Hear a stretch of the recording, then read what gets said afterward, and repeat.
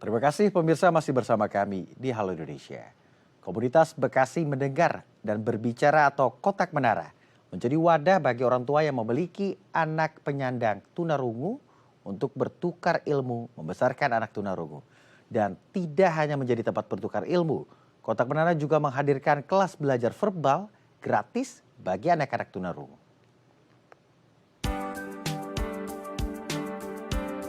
Lisa Suryani memiliki anak perempuan yang mengalami disabilitas tunarungu bernama Kaulal Al-Azwar yang akrab disapa Ola. Meski memiliki anak berkebutuhan khusus, Lisa tidak menyesal dengan kondisi sang buah hati. Bahkan ia justru menggali potensi anaknya dalam membaca. Hingga kini anaknya mampu berkomunikasi secara verbal. Tak ingin berpangku tangan dengan keadaan orang tua lain yang memiliki anak berkebutuhan khusus, Lisa membuat komunitas Bekasi Mendengar dan Berbicara atau Kotak Menara. Komunitas ini menjadi wadah silaturahmi dan berbagi informasi antar orang tua yang memiliki anak dengan gangguan pendengaran atau tunarungu di kawasan Bekasi, Jawa Barat. Tak hanya menjadi ruang untuk berbagi ilmu merawat anak berkebutuhan khusus, Kotak Menara juga mengajarkan belasan anak penyandang tunarungu agar bisa berkomunikasi secara verbal dengan cara melatih mengucapkan huruf pada kartu atau buku yang diperlihatkan dari orang tua. Selain mengajarkan berbicara verbal, Lisa dan 3 orang relawan Kotak Menara juga mengadakan kelas belajar untuk pendidikan formal. Beberapa di antaranya pelajaran matematika dan bahasa secara gratis. Mengajarkan teman-teman tunarungu berkomunikasi secara verbal. Lalu seperti apa nih kiat-kiatnya? Dan untuk membahasnya lebih lanjut telah hadir bersama kami Lisa Suryani selaku pendiri komunitas Kotak Menara. Ibu Lisa, apa kabar? Kabar baik. Terima kasih Mas Akbar, apa kabar? Alhamdulillah baik juga. Ibu Lisa, langsung saja ke dalam pembahasan. Mengajarkan teman-teman tunarungu dengan bahasa komunikasi nonverbal begitu ya. Artinya menggunakan komunikasi, menggunakan suara begitu ya, secara langsung. Ini seperti apa, Bu? Mengapa ini bisa terjadi juga? Lalu pola apa yang ditemukan oleh Ibu Lisa sehingga dapat mengajarkan anak-anak tunarungu ini kembali berbicara? Sebenarnya bahasa verbal itu bahasa sehari-hari ya. Dulu asal kenapa saya memilihkan bahasa verbal karena itulah modalitas yang saya punya pada saat itu dan juga pada saat ini. Sebelumnya karena anak saya mengalami disabilitas pendengaran, tentunya tidak ada cara lain selain memberikan akses pendengaran untuk anak saya gitu. Putri saya bernama Ola. Untuk pilihan alat bantu dengar sebenarnya sudah banyak. Ada 2 macam, ada yang ditanam versi implan koklea ataupun alat bantu dengar konvensional. Nah, untuk yang ditanam sendiri itu butuh biaya yang sangat besar pada saat itu dan mengukur ekonomi keluarga, tentunya saya tidak bisa hanya diam saja. Saya tetap harus memberikan habilitasi kepada anak dan yang termampu pada saat itu adalah memberikan alat bantu dengar. Setelah akses pendengaran diberikan, modalitas saya adalah memiliki bahasa verbal, bahasa sehari-hari. Karena kalau untuk saya belajar bahasa isyarat lagi, saya akan butuh banyak waktu untuk belajar dan juga butuh banyak biaya untuk kursus bahasa isyarat. Sehingga untuk meminimalisir budget ya, karena perjalanan ini panjang, jadi saya memanfaatkan teknologi pendengaran anak saya dan juga bahasa sehari-hari yang digunakan oleh kami sekeluarga seperti itu. Dan ini yang harapannya mungkin menjadi pilihan bagi para orang tua yang memiliki anak disabilitas pendengaran yang sudah memiliki alat bantu pendengaran, mungkin bisa memanfaatkan modalitas bahasa yang dimiliki oleh diri sendiri. Apalagi seorang ibu ini berbicara 20.000 kata dalam sehari, wanita ya. Untuk wanita sendiri menurut teori mereka berbicara 20.000 kata dalam sehari. Nah, modal sebagai terapis yang mengajarkan bahasa kepada anak sebenarnya sudah ada pada diri ibu. Seperti itu. Artinya Jadi kita memanfaatkan yang ada gitu. Ya. Artinya teman-teman tunarungu gagal dalam mendengar sehingga tidak dapat mengikuti begitu ya, atau mencontoh bagaimana manusia satu dengan lainnya berkomunikasi, sehingga diberikan dulu fasilitasnya baru diajarkan bahasa verbal begitu ya, sehingga tidak lagi tergantung pada bahasa nonverbal. Lalu pola ini bagaimana akhirnya Ibu menemukan pola yang pas sehingga dapat diajarkan juga ke teman-teman yang lainnya? Menurut teori penelitian yang dikuasai oleh para audiologis dan ahli pendengaran lainnya, ketika setelah diberikan akses pendengaran yang terbaik untuk anak, itu kita harus terus menginput dan menyadarkan anak untuk mendengar. Karena untuk mendengar sendiri ini, mungkin persepsi kita mendengar itu menggunakan telinga. Padahal mendengar itu sebenarnya adalah cara kerja otak. Ya, jadi kita sadarkan dulu setelah diberikan akses pendengaran, kemudian anak disadarkan, dengar. Bunda bilang apa? Dengar. Jadi anak dibiasakan untuk mendengar, kemudian kita banyak menginput kosakata kepada mereka. Lama-lama kosakata yang kita berikan melalui pendengaran mereka itu diserap oleh otak mereka dan menjadi bahasa reseptif, kemudian seiring dengan latihan juga menjadi bahasa ekspresif. Jadi bahasa reseptif itu bahasa yang dikuasai anak walaupun mereka belum bisa mengutarakannya tapi mereka paham. Ya. Tapi kalau bahasa ekspresif mereka sudah memahaminya dan juga bisa menyebutkannya. Ya, itu yang menurut penelitian dari teori-teori bahasa ya, pemerolehan bahasa pada anak. Nah, seperti itu. Tapi yang menjadi luar biasa, ini kan Ibu Lisa mencoba mempelajari hal ini untuk bagaimana bisa disampaikan kepada anak Ibu Lisa sendiri. Tapi Ibu Lisa juga berpikir untuk membangun kotak menara begitu ya, berdaya juga untuk teman-teman yang lain. Dari mana dorongan ini Ibu Lisa? Saya sendiri menganggap teman itu adalah saya. Bagaimana kita memperlakukan orang lain itu seperti kita memperlakukan diri sendiri. Jadi ketika orang lain ingin bahagia, kita ingin bahagia, kita pun juga harus bisa membahagiakan orang lain. Nah, begitupun ketika saya ingin maju, dan saya pun juga ingin teman-teman ikut maju. Jadi kita maju bersama. Ketika saya punya ilmu dan saya tidak ingin ilmu ini hanya sendiri, saya ingin berbagi bersama gitu. Jadi tidak ada gunanya kita berputus asa memiliki anak disabilitas pendengaran. Kita manfaatkan yang ada gitu. Alat pendengaran kalau sudah sesuai dengan gangguan pendengaran anak dan juga dengan melatih anak mendengar serta berbicara, nah ini akan ada peluang untuk anak bisa berkomunikasi secara verbal dengan lawan bicaranya. Kalau komunikasi secara verbal ini kan banyak orang yang paham, sementara kalau komunikasi nonverbal tidak semua orang paham dan harus belajar lebih dulu. Jadi menurut saya lebih menghemat waktu gitu. Lebih menghemat waktu, efisien juga ketika teman-teman juga akhirnya berkumpul secara bersama kolektif begitu ya, belajar semangatnya juga lebih besar mungkin Ibu. Lalu pertama kali Ibu mengajak ibu-ibu lainnya yang memiliki latar belakang yang sama, seperti apa respon mereka? Kalau yang semangat ya semangat untuk ikut ya. Biasanya untuk pada awalnya tuh selalu semangat. Nanti biasanya ada seleksi alam. Semakin sedikit yang bertahan untuk memilih bahasa verbal karena memang tidak mudah. Untuk awal-awal memang hasilnya itu tidak instan ya, tidak seperti memakai kacamata. Kita mengalami gangguan penglihatan, kemudian kita pakai kacamata, lalu kita bisa melihat. Tidak seperti itu. Pendengaran itu butuh proses yang panjang. Untuk anak saya bisa berbicara, menyebutkan kata bunda saja itu membutuhkan bertahun-tahun. Tapi kita terus sabar dan terus melatih dia. Artinya dia mengucapkan dan paham apa yang dia ucapkan. Tidak sekedar dia mengucapkan atau membaca saja, tapi dia paham apa yang dibaca dan diucapkan gitu. Nah, itu yang butuh proses. Hingga saat ini usianya menjelang 12 tahun pun saya masih proses untuk menanamkan pemahaman ya.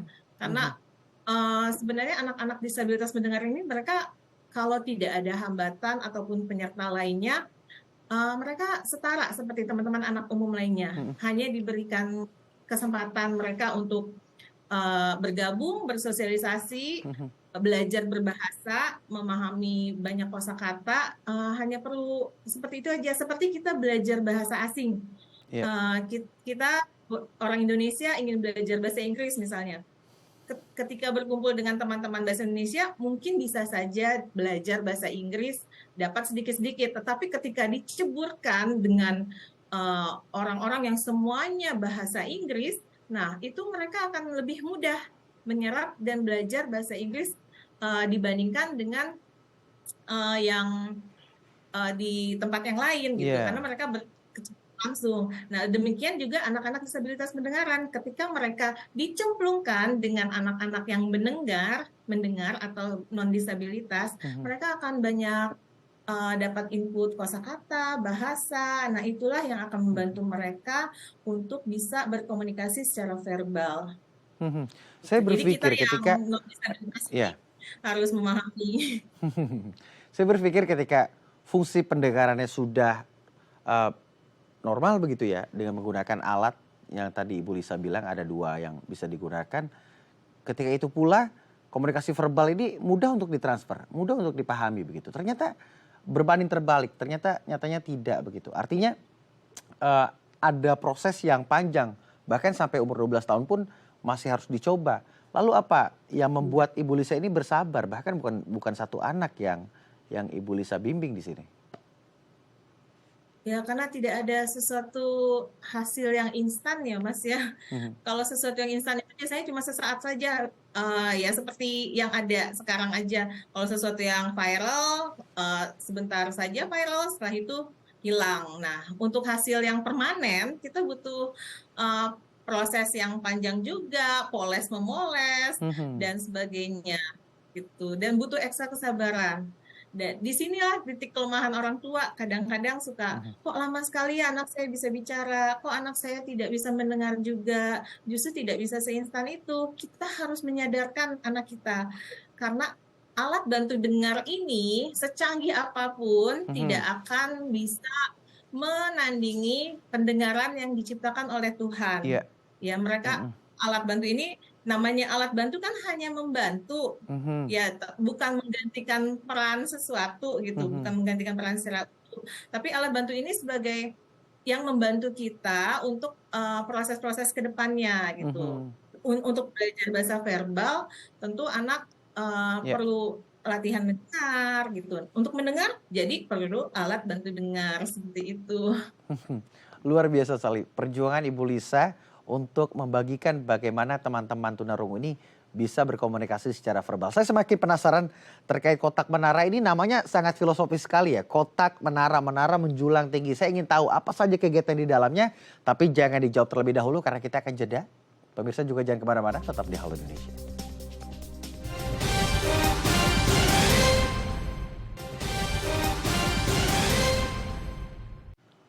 Baik pemirsa, terima kasih masih bersama kami di Halo Indonesia.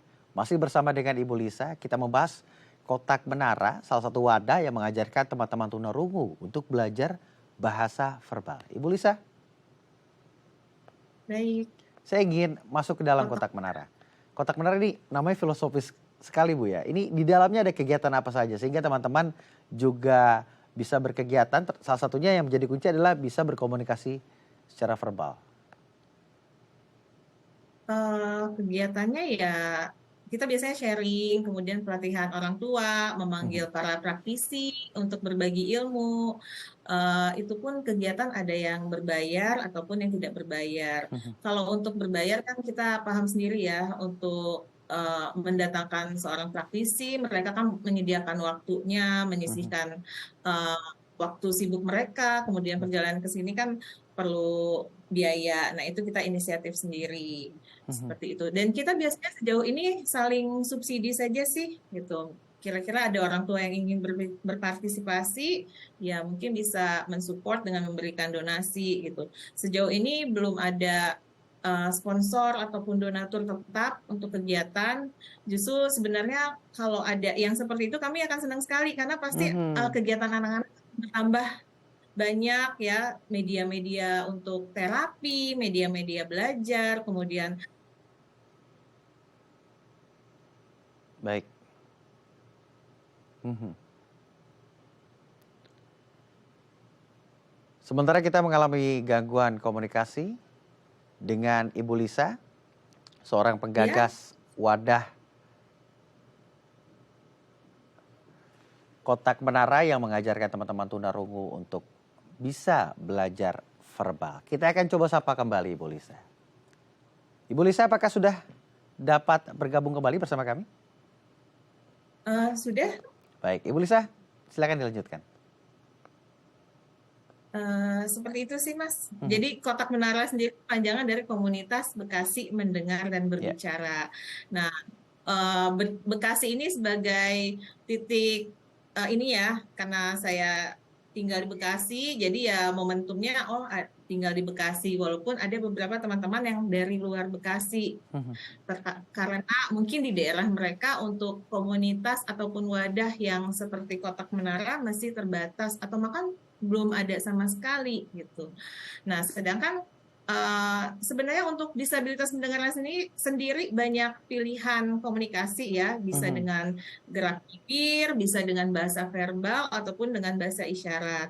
Nah, ketiganya itu semuanya pasti punya kelebihan dan kekurangan. Tetapi untuk orang tua yang memilihkan salah satu dari pilihan komunikasi itu diharapkan untuk bisa konsisten gitu. Jadi jangan sampai misalnya kita bertujuan anak bisa bahasa verbal, tapi sebagai orang tua kita masih memberikan isyarat-isyarat yang tidak jelas ke anak gitu. Misalnya untuk ketika kita ingin anak kita bisa mengatakan kata makan gitu, makan, itu jangan kamu mau. Nah, itu sebenarnya sudah ini ya, di luar dari target kita gitu kan. Kita ingin anak bisa bicara. Mungkin bisa dibantu dengan cara sederhana seperti makan gitu, tapi tetap kita ingatkan anak untuk mendengar. Dengar ya, Bunda bilang makan, kamu mau makan. Nah, kita untuk anak-anak biasanya harus bernada gitu, karena biar anak melalui teknologi pendengaran ini mendengar huruf-huruf vokal, ya makan gitu. A-nya sedikit dipanjangkan. Kemudian ada target bahasa, misalnya kita ingin mengajarkan kata minum, kamu mau minum susu gitu. Kita mengajarkan target katanya itu dipertegas gitu, seperti itu. Dan anak dibiasakan juga kalau dia ingin sesuatu, dia harus bicara. Misalnya anak colek-colek kita ingin dia bisa bicara. Panggilnya apa? Panggilnya Bunda ya, bukan colek-colek. Bunda, dan harus ada disiplin.